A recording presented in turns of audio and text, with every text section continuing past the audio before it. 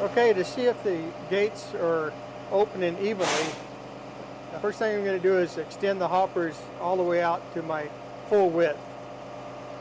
So I'm going to move the left hopper out first, and it'll extend out all the way to the left.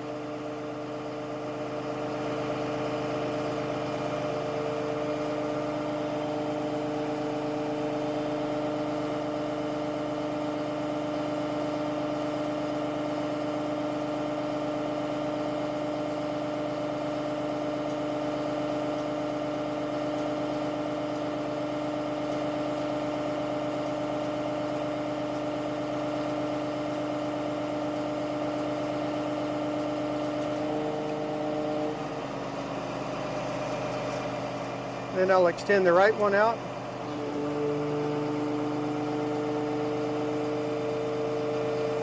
Anytime you're moving these hoppers in and out, you want to make sure there's nobody in the way. There's 4 rollers that the hoppers roll on. You don't want to make sure nobody gets any fingers in those rollers.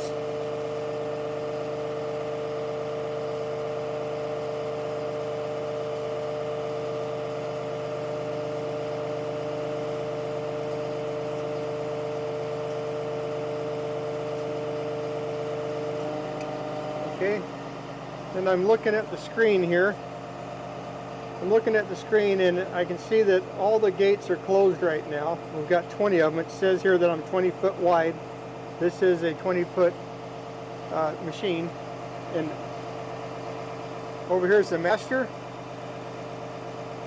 When I hit the master, the green light means the gates are open. Now I'm looking to make sure the cam is at 0 on left and right cam. Now it's ready to check the gate opening. Now, one thing I want you to pay attention to, anytime you turn the key off, the gate's going to close automatically.